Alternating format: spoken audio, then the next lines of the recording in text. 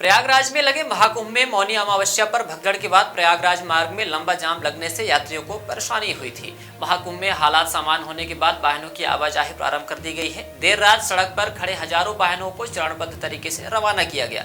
सुबह तक अधिकांश जगह से वाहनों की रवानगी शुरू हो गई थी। दोपहर होते होते चाक घाट बॉर्डर के हालात सामान्य हो गए और अन्य दिनों की तरह वाहनों की आवाजाही शुरू हो गई। इस दौरान प्रशासन और पुलिस के अधिकारी मौके पर दिन भर मौजूद रहे और स्थिति पर नजर बनाए रखे हुए थे। प्रयागराज में भगदड़ के बाद अव्यवस्था जैसी स्थिति बन गई थी। मौनी अमावस्या होने की वजह से चाक घाट के रास्ते हजारों की संख्या में वाहन महाकुंभ में शामिल होने के लिए जा रहे थे। बढ़ती भीड़ के चलते जाम लग गया और यह धीरे धीरे चाक घाट तक पहुंच गया। बॉर्डर पर वाहनों की आवाजाही रुकने की वजह से सुहागी तक जाम लग गया। इस कारण प्रशासन ने वाहनों के दबाव को रोकने के लिए कई जगहों पर ही रोककर बॉर्डर के वाहनों की जगह वहीं पे भीड़ कम करने का प्रयास किया। जिला प्रशासन एवं स्थानीय लोगों ने मिलकर श्रद्धालुओं की मदद के लिए उनके ठहरने के लिए रैन बसेरे बनाए। साथ ही भोजन का भी इंतजाम किया जा रहा था। अधिकारियों की टीमें बॉर्डर से लेकर नेशनल हाईवे में जगह जगह लगाई गई। त्योथर विधायक सिद्धार्थ तिवारी ने बॉर्डर के साथ ही अपने क्षेत्र के अन्य कई स्थानों पर कार्यकर्ताओं को लगाया है कि किसी भी यात्री को होने वाली असुविधा के दौरान मदद पहुंचाई जाए। कई किलोमीटर जाम की वजह से आई समस्या को देखते हुए प्रशासन ने तय किया कि शाही स्नान के दिन और विशेष मेलों के दिन महाकुंभ में बड़ी संख्या में लोग जाएंगे। उन दिनों में प्रशासन की टीमें अलर्ट पर रहेंगी। इस दौरान चाक घाट, सुहागीगढ़, गंगेव, मनगवा, रायपुर, करछुलियान, चौराहा, रीवा, सतना बॉर्डर पर बेला आदि स्थानों पर श्रद्धालुओं को रोककर ठहराया जाएगा। प्रशासन और विभिन्न संगठनों की ओर से श्रद्धालुओं के लिए भोजन की व्यवस्था दूसरे दिन गुरुवार को जारी रहेगी। वहीं हालांकि दोपहर के बाद से बहुत कम संख्या में लोग रुके। दूर से आने वाले लोग सीधे महाकुंभ में पहुंचना चाहते थे। इस कारण आवागमन बहाल होने की वजह से वे सीधे प्रयागराज की ओर रवाना होते गए। महाकुंभ में जा रहे श्रद्धालुओं को चाक घाट बॉर्डर पर उसके पहले अन्य स्थानों पर रोका जा रहा है। रीवा सतना के बीच करीब 1 लाख से अधिक श्रद्धालुओं को रोका गया है। प्रशासन द्वारा कुंभ यात्रियों के लिए रैन बसेरा बनाया गया है।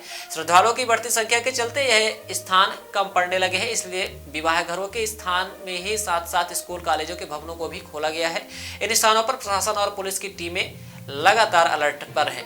प्रमुख अधिकारी भी उसी क्षेत्र में भ्रमण कर रहे हैं। बसों से महाकुंभ में आए श्रद्धालु गुरुवार को चाक घाट बॉर्डर पर परेशान नजर आए। महाकुंभ से बस से लौटे नागपुर से दिलीप डांडे ने बताया कि वह परिवार के साथ थे। बस बॉर्डर से करीब 3 किलोमीटर पहले ही रोक दी गई, जिससे चाक घाट तक पैदल आए और इधर भी बॉर्डर से कुछ दूर चलने के बाद बस मिली। वहीं इसके बाद समस्या वहां जो भी हो रही थी उसके बाद आवागमन बहाल किया गया। अब सामान्य आवागमन जारी है। सर्व सुविधायुक्त नेशनल हॉस्पिटल समान तिराहा रीवा में अब कैंसर का सफल उपचार और ऑपरेशन की सुविधा उपलब्ध है। हमारे यहाँ मिल रहा है आयुष्मान भारत निरामय योजना का लाभ।